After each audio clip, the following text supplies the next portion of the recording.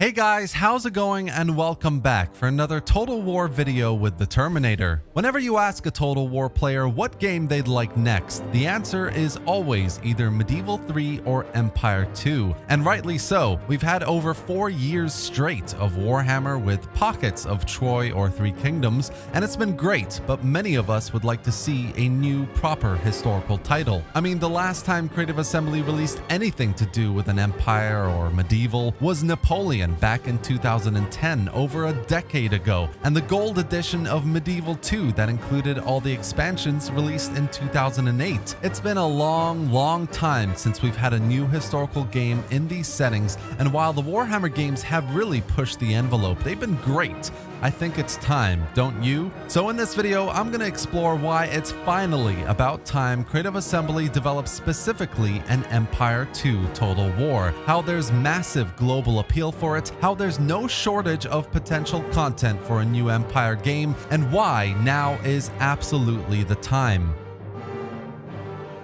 The first big reason why I can think of specifically for an Empire, Victoria, or Pike and Shot game as the next historical title is it would have global appeal. This is a time period where Europe was certainly not the only main theater of military and political turmoil. From the 1600s to the late 1800s, CA could include a wide range of conflicts, from the Mughal Empire Wars in the Indian subcontinent to the Spanish Wars of Succession or the Ottoman, Venetian, or Russian Wars, the colonial wars in Africa, Southeastern Asia, even the Native American Wars, and of course the American War of Independence. There are so many conflicts in this time period to cover, so many internal and external political intrigues that would lend itself not only to an incredible total war, but the point here being a total war that appeals to a wide global audience. Just as Empire and to a certain extent Napoleon, this game would be easily marketable. Of course, I'm not ignorant to the fact that without melee combat, without the monsters that Warhammer players are used to,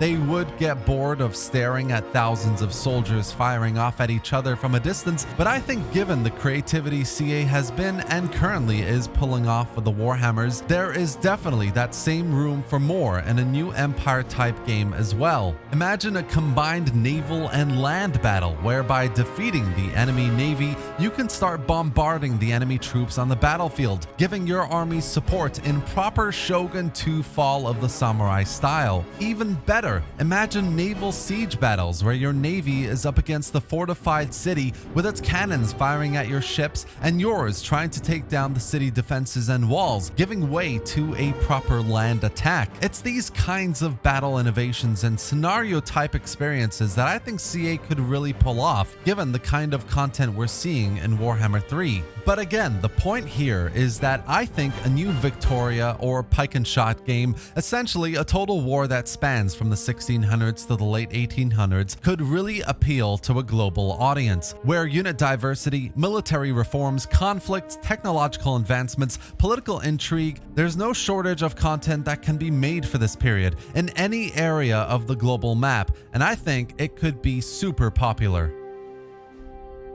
Continuing here with the theme of content, the next big reason for me is that Empire was the first big total war that encapsulated a much bigger area, with loads of cities, little towns and regions, whole continents across the entire world. In retrospect, the number of regions was far too little, and the small development towns were good, but could have used a lot more love from a customization point of view. With the epic scale of the Mortal Empire's map of Warhammer 2, and of course with the map of Warhammer 3, it's absolutely possible that CA's current capabilities include creating a globe-spanning map of the Earth that doesn't even need the theater-style sections that Empire came with. It could really be the entire world, and that is an insane prospect. Not only that, but with the gunpowder style gameplay developed in the Warhammers, the amazing cavalry, and of course political and diplomatic system of Three Kingdoms, and the resource system of Troy, CA have all the right tools right now, all the experience they need to make the next generation of Empire. A game that is not only globe spanning, but that incorporates a wide variety of units that go through technological reforms, going from sailing ships to ironclads nomads, from musketeers to proper 20th century infantrymen. The international politics, dynamics between imperial powers and colonies or emergent factions, being able to properly trade regions, technologies, even units or armies. Like, imagine being able to sell a high-tier naval ship to a faction that doesn't have access to that technology. The point I'm trying to make here in this section is, with how far Creative Assembly has come from a content point of view, looking at Three Kingdoms, the Warhammers, and even Troy, meshing the best of all of them and then innovating some more could yield an absolute gem of a Total War game set in this time period.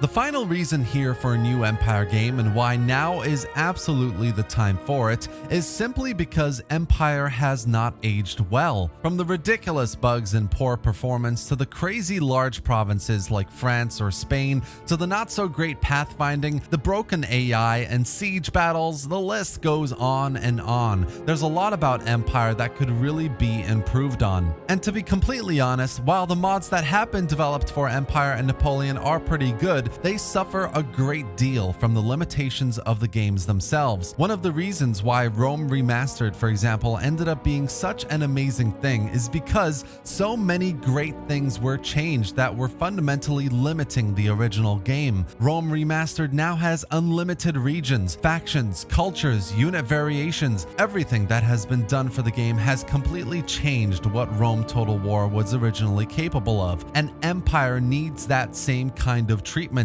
in a brand new game where not only do we have loads of brand new features, expansions in scale, and replayability, but also things that address the original game's immersion-breaking elements, and even planned features that were left out, like prisoners of war, family trees, or diseases. Speaking of mods, another good point here is that we actually have plenty of medieval mods that do a really good job of emulating what a Medieval 3 could be like, whereas there isn't really any proper Empire 2-like mod out there, and whatever there is, again, it is limited to the game's engines. Overall, Empire 2 is definitely possible, and it is much needed. There's a large audience out there that would be interested, there's so much potential content for it to cover, and it would really be doing the original a service by bringing it all that CA has learned in the last few years and the best of what the developers are capable of. Whatever happens with the release of Warhammer 3, we'll start seeing historical news come out. Whether it's Medieval 3 or Empire 2 or something completely different, I'll be happy, and I think Warhammer players wouldn't mind giving it a go as well. Here's hoping an Empire 2 happens that CA can actually do justice. Hope you enjoyed this video, guys, and if you did, give it a like and drop any thoughts or questions in the comment section below. What do you think about an Empire 2 Total War? Subscribe for more Total War content, gameplay, and news, and thanks for watching, guys. I'll see you next time.